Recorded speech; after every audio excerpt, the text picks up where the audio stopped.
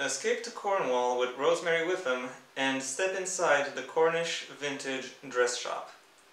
Nestled among the cobbled streets of Ives-on-Sea is Rosie's Cornish vintage dress shop. Rosie, a 20-something redhead, has left her cheating ex-husband behind and is pursuing her love for reviving pre-loved clothes and their memories.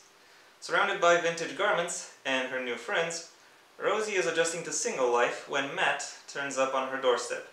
With his brand new suits and crazy ex-girlfriend, Rosie's life is about to be turned upside down. Hello everyone, and welcome once again to the Heir's Lair. I'm your host, Jonathan Taylor. Wait a second, I have to my phone, just to make sure. Anyway, back to the topic at hand, which, as you might have been able to guess from the title of the video, is another book review. The book in question is from an author whose work I've reviewed several times in the past by now. The book is titled The Cornish Vintage Dress Shop, and the author is Elizabeth Holland. Normally this is the point where I would give a summary of what makes this book interesting or noteworthy, but I won't really do this now, because what really makes this book interesting or noteworthy isn't really anything about its content, which is actually somewhat average when compared to other books in the contemporary romance genre, but rather what it says about Elizabeth Holland's development as an author. What do I mean by that? Well, that's what I'll be talking about over the course of this video. The plot is pretty straightforward. You have the main character, Rosemary, Rosie, with him, who is a young, petite, plain-looking woman with an interest in vintage clothing.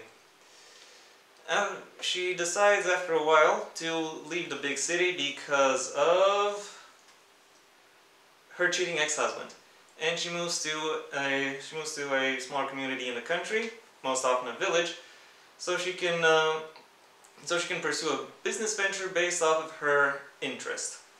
While she is settling into her new living space, she encounters her love interest, a tall, brooding, handsome man, who in the case of this book is named Matt Carter. Even though Rosie is immediately smitten with him, she is reluctant to pursue a relationship, especially once she finds out he is a workaholic with a crazy ex. Yeah, I've read enough of Elizabeth's books where I can come up with a Mad Lib based off of her plots. That being said, the twists and turns that the plot of this book takes are still interesting enough to where it allows the book to stand out at least this much from the usual fare of her writing. And if I'm going to be completely honest, I don't really read Elizabeth's books for the plot. I read them for her character work, her prose, and her world building. So how does she fare within these fields? Starting with character work, I have to say it is actually done fairly well, quite competently and in a somewhat engaging manner. The characters themselves are somewhat archetyped, if I may say so myself. While they are quite distinctive, and you immediately recognize who is who and what makes each of them interesting or noteworthy for the sake of the story, you're not gonna they don't really receive a lot of development. The book handles them in a way that is functional rather than naturalistic. They serve their roles as, on the one hand, as friends and confidants of the protagonist, and on the other hand, as set pieces to move the plot forward by the author. The attention as as always when it comes to Elizabeth's books, is concentrated upon the main couple. What does that attention look like within this book? Well, this is where what makes this book interesting comes up, because a lot of times what makes a romance interesting isn't necessarily the fact that two people come together, but more what brings them together, and how that bond they have, or how that which brings them together is thematicized. In the vintage bookshop of Memories books, the theme that Elizabeth explored with her couple was starting anew. With her Christmas romance, the theme was rediscovering lost passions. In the Cornish vintage of dress shop, Cornish vintage dress shop, I really have to spell it out. The theme is reconciling with one's past, and that is something that both parties of the main couple do under each other's influence. Rosie learns to distance herself from her ex-husband, while also starting to give back to the community of Ives on Sea, which accepted and welcomed her.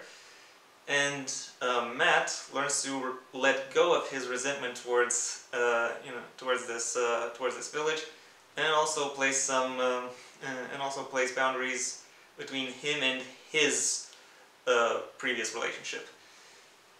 It is quite interestingly put together, at least on a conceptual level. Sadly, I have to say that there are some things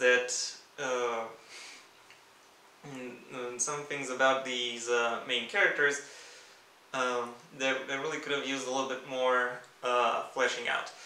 The main thing I'll mention here is the fact that Matt is really maybe not underdeveloped, but underexplored. The book does mention that he is a workaholic and that he works at Canary Wharf, which is basically London's Wall Street, but no other detail is given about his job. Does he work with a portfolio? If he does, did he put it together himself?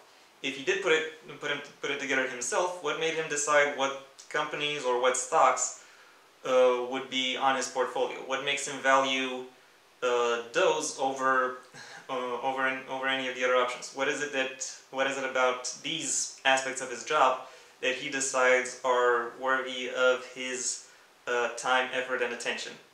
The book makes no effort in saying that, even though there are ample opportunities to do so. By contrast, with Rosie, the book pays quite a bit of time exploring how she. The book pays quite a bit of time exploring how she decided to open up a shop of vintage clothes. How it is that she thinks of both her products and her services, and the efforts she goes towards when it comes to marketing them. But with Matt, there is literally nothing. There is literally nothing that is said about his job. It literally is just a plot point to keep him apart from her. That's really it. So yeah, I have to say that is somewhat disappointing, but it is not as disappointing as the world building of this book. There was a time when Elizabeth and her world building were something I found to be quite inspiring. However, this aspect of her writing has really taken a downturn within this book, because the village of Ives on Sea is not really explored or described. All you get is some mentions about a few buildings that make it up, and where they are placed in relation to the nearby hill and the sea. But there is no mention towards how they contribute to the overall atmosphere of the village. Nor does Elizabeth really even try to establish what the atmosphere of the village is actually like. The closest we get to something like that is her describing how delicious the cakes and sandwiches made by her business-owning friends actually are, which yeah, might be interesting for the author, but it really tells very little to to the readers. And yeah, that is unfortunately a major drawback within this story. Overall, while I am disappointed by certain aspects of this book, I do still think it is I do still think that the ways in which this book sets itself apart and marks a changing point, a turning point into Elizabeth's development as a writer, make it quite a bit noteworthy. My final rating for the Cornish Vintage Dress Shop is a 3 out of 5. And that was my review. Thank you for your attention. If you enjoyed it, then please leave a like and maybe even share this video wherever you think other people will like it as well. If you have anything you'd like to add to this video, well, that's what the comment section is for. And if you want to see when my next video gets released, well then please subscribe. And ideally also ring the bell or do whatever else YouTube will ask of you in order to keep you notified. My own book, Heir to the Empire Next Generation, is available at most major book retailers under a master link in the description down below, right past all of my social media links, which I also suggest you check out should you choose to do so. Until next time, I'm Jonathan Taylor, and this has been the Heir's Lair.